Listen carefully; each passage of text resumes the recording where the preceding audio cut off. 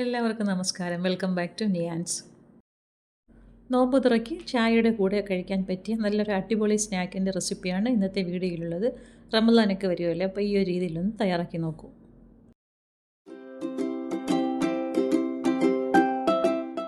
ഇത് തയ്യാറാക്കുന്നതിന് വേണ്ടി ഒരു കപ്പ് മൈദ ഒരു പാത്രത്തിലേക്ക് ഇട്ട് കൊടുക്കാം. അതിലേക്ക് ഒരു നുള്ളു ഉപ്പും കൂടി ചേർത്ത് കൊടുത്ത് നന്നായിട്ടൊന്ന് മിക്സ് ചെയ്ത് കൊടുക്കാം. ചേർത്ത് കൊടുത്ത ഉപ്പ് മാവിൽ എല്ലാ ഭാഗത്തും പിടിക്കത്തക്ക രീതിയിൽ നന്നായിട്ട് ഇതേപോലെ ഇളക്കി കൊടുത്തതിന് ശേഷം അതിലേക്ക് കുറേശ്ശായിട്ട് വെള്ളം ഒഴിച്ചു കൊടുത്തൊന്ന് കുഴച്ചെടുക്കാം. ചപ്പാത്തിക്കൊക്കെ കുഴയ്ക്കുന്ന ആ ഒരു പരുവത്തിൽ കുഴച്ചെടുക്കാം. ഒരുപാട് ലൂസാക്കിയിട്ട് കുഴച്ചെടുക്കേണ്ട, കുറച്ച് ഹാർഡായിട്ട് തന്നെ കുഴച്ചെടുക്കാം. നമുക്ക് പിന്നീട് ഇത് കൗണ്ടർ ടോപ്പിലേക്ക് വെച്ച് കൊടുത്തതിന് ശേഷം കൈകൊണ്ട് നന്നായിട്ട് മയപ്പെടുത്തി എടുക്കാനുള്ളതാണ്. ഇനി ഇത് മൂടി വെച്ച് 15 മിനിറ്റ് റെസ്റ്റ് ചെയ്യാൻ മാറ്റി വയ്ക്കാം. ഇത് നന്നായിട്ട് കഴുകിയെടുത്ത് എല്ലില്ലാത്ത ചിക്കനാണ്. അപ്പോൾ അതിലേക്ക് കുറച്ച് ഉപ്പിട്ട് കൊടുക്കാം. അതിൻ്റെ കൂടെ തന്നെ കുറച്ച് മഞ്ഞൾപ്പൊടിയും കുറച്ച് മുളക് പൊടിയും കൂടി ചേർത്ത് കൊടുക്കാം. ഇനി അതിലേക്ക് കുറച്ച് ഇഞ്ചി വെളുത്തുള്ളി പേസ്റ്റും കൂടി ഇട്ട് കൊടുക്കാം. ഇനി കുറച്ച് ഗരം മസാലയും കൂടി ചേർത്ത് കൊടുത്തതിന് ശേഷം എല്ലാം കൂടി നന്നായിട്ടൊന്ന് മിക്സ് ചെയ്ത് കൊടുക്കാം. അപ്പോൾ ചിക്കൻ നന്നായിട്ട് ഇതേപോലെ മാരിനേറ്റ് ചെയ്ത് മാറ്റി വയ്ക്കാം. ഇനി ഇത് ഫ്രൈ ചെയ്തെടുക്കാനുള്ളതാണ്. അപ്പോൾ പാൻ അടുപ്പിൽ വെച്ച് വെളിച്ചെണ്ണ ഒഴിച്ചു കൊടുത്ത് നന്നായി ചൂടായി വരുമ്പോൾ അതിലേക്ക് മസാല പുരട്ടി വെച്ച ചിക്കൻ ഇട്ട് കൊടുത്ത് നന്നായിട്ടൊന്ന് തിരിച്ചും മറിച്ചുവിട്ട് ഫ്രൈ ചെയ്തെടുക്കാം. ചിക്കൻ ഇതേപോലെ ഇത്രയും വലിപ്പത്തിലുള്ള പീസസായിട്ട് കട്ട് ചെയ്തിട്ട് വേണം ഇതേപോലെ ഫ്രൈ ചെയ്തെടുക്കാൻ. ഇത് പൊടിച്ച് ചേർക്കാനുള്ളതല്ല, ഈ ഒരു വലിപ്പത്തിൽ തന്നെ നമുക്ക് ഫില്ലിങ് വെച്ച് കൊടുക്കാനുള്ളതാണ്. അപ്പോൾ അത് നന്നായിട്ട് ഫ്രൈ ആയി വന്നിട്ടുണ്ട്. അടുപ്പിൽ നിന്ന് മാറ്റി കൊടുക്കാം. ഇനി കുഴച്ച് വെച്ചിരുന്ന മാവിനെ കൗണ്ടർ ടോപ്പിലേക്ക് വെച്ച് കൊടുക്കാം. ഇനി നന്നായിട്ട് ഇതിനെ ഒന്ന് കുഴച്ചെടുക്കണം. ഒരു 2-3 മിനിറ്റ് നല്ലതുപോലെ ഇതേപോലെ ഒന്ന് കൗണ്ടർ ടോപ്പിലേക്ക് ഇട്ട് കൊടുത്ത് കുഴച്ച് മയപ്പെടുത്തി എടുക്കണം. എന്നാലേ സ്നാക്ക് നല്ല ക്രിസ്പി ആയിട്ടിരിക്കുകയുള്ളൂ. അപ്പോൾ ഈ ഒരു പരുവത്തിൽ 2-3 മിനിറ്റ് കുഴച്ചെടുത്തിട്ടുണ്ട്. ഇതേപോലെ നന്നായിട്ട് മയമായി വന്നിട്ടുണ്ട്.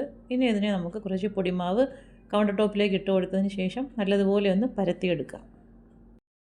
ഒരുപാട് കനം കുറച്ച് പരത്തേണ്ട, നമുക്ക് അത്യാവശ്യം കുറച്ച് കനം വേണം. ഇത് നമുക്ക് മുറിച്ചെടുക്കാനുള്ളതാണ്. അപ്പോൾ ഇതേപോലെ നന്നായിട്ട് വട്ടത്തിലൊന്ന് പരത്തിയെടുക്കാം. പരത്തിയെടുത്തതിന് ശേഷം നമുക്കിതിനെ മുറിച്ചെടുക്കാനുള്ളതാണ്. അപ്പോൾ ഈ ഒരു വലിപ്പത്തിലാണ് ഞാൻ പരത്തിയെടുത്തിരിക്കുന്നത്. ഇനി ഇതേപോലെ 2 സൈഡിൽ നിന്ന് കുറേശ്ശെ കട്ട് ചെയ്ത് മാറ്റിയതിന് ശേഷം ഇതേപോലെ നീളത്തിലൊന്ന് കട്ട് ചെയ്ത് കൊടുക്കാം. ഇതേപോലെ നീളത്തിൽ കട്ട് ചെയ്തതിന് ശേഷം കുറുക്കെ ഒന്നും കൂടി ഒന്ന് കട്ട് ചെയ്ത് കൊടുക്കാം. കട്ട് ചെയ്തതിന് ശേഷം നമുക്ക് ഓരോ പീസസും എടുത്ത് മാറ്റാം. ഇപ്പോൾ മുറിച്ചെടുത്ത ഓരോ പീസസും നമുക്ക് ഇനി ഇങ്ങനെ ഒന്ന് ഇളക്കി മാറ്റി വയ്ക്കാം.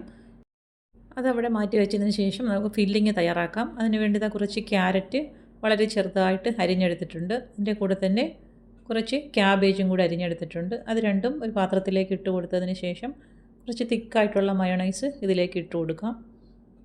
ഇനി നമ്മൾ ഫ്രൈ ചെയ്ത് വെച്ചിരിക്കുന്ന ചിക്കനും കൂടി ഇതിലേക്ക് ചേർത്ത് കൊടുക്കണം. ചിക്കനും കൂടി ചേർത്ത് കൊടുത്തതിന് ശേഷം നന്നായിട്ട് ഇതിനെ ഒന്ന് മിക്സ് ചെയ്ത് കൊടുക്കണം. അതാണ് നമുക്കിതിനകത്ത് വെച്ച് കൊടുക്കാനുള്ള ഫില്ലിങ്. അപ്പോൾ ഇതേപോലെ ചിക്കൻ ഇട്ട് കൊടുത്തതിന് ശേഷം ഇനി എല്ലാം കൂടി നല്ലതുപോലെ ഒന്ന് മിക്സ് ചെയ്ത് കൊടുക്കാം. ചേർത്ത് കൊടുക്കുന്ന മയോണൈസ് ലൂസായി പോകരുത്, കുറച്ച് തിക്കായിട്ട് തന്നെ വേണം, അല്ലെങ്കിൽ ഫില്ലിങ് പുറത്ത് ചാടും. അപ്പോൾ ഈ ഒരു രീതിയിൽ നന്നായിട്ട് തിക്കായിട്ട് വേണം ഇരിക്കാൻ. അപ്പോൾ നമ്മുടെ ഫില്ലിങ് റെഡിയായി കഴിഞ്ഞു.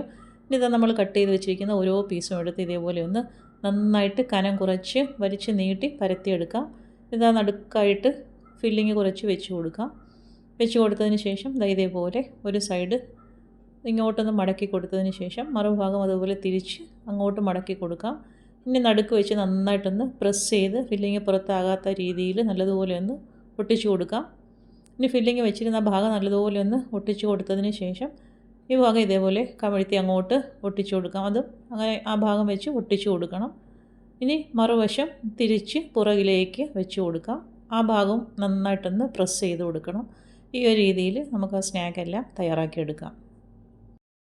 ബാക്കിയുള്ള ഓരോ ഷീറ്റും ഈ ഒരു രീതിയിൽ ഫില്ലിങ് അകത്ത് വെച്ച് കൊടുത്ത് തയ്യാറാക്കിയെടുക്കാം. ഇപ്പോൾ എല്ലാം ഞാൻ ഇതേപോലെ ചെയ്തെടുത്തിട്ടുണ്ട്.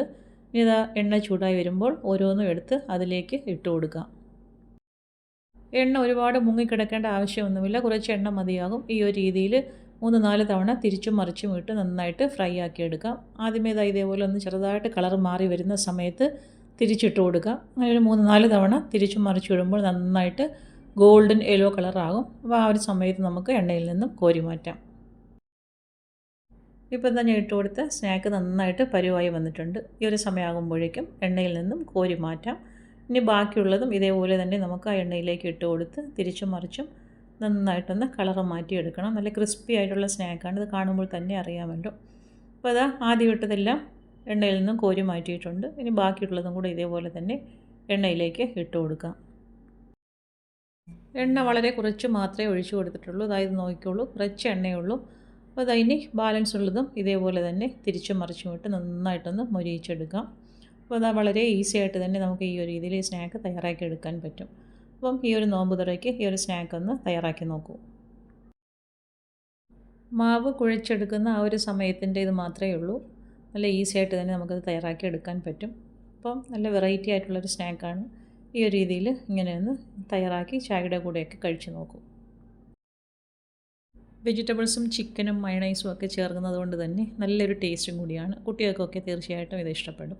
അപ്പോൾ ഇന്നത്തെ വീഡിയോ ഇത്രയേ ഉള്ളൂ. ഇഷ്ടമായാൽ ലൈക്ക് ചെയ്ത് സബ്സ്ക്രൈബ് ചെയ്ത് സപ്പോർട്ട് ചെയ്തേക്കൂ. ഇതാ ഇതിൻ്റെ ഉൾഭാഗം ഒന്ന് മുറിച്ച് കാണിക്കാം. അപ്പോൾ നല്ല ക്രിസ്പി ആയിട്ടാണ് ഇരിക്കുന്നത്. ഇത് കണ്ടില്ലേ, ഇതാണ് ഇതിൻ്റെ ഉൾഭാഗം.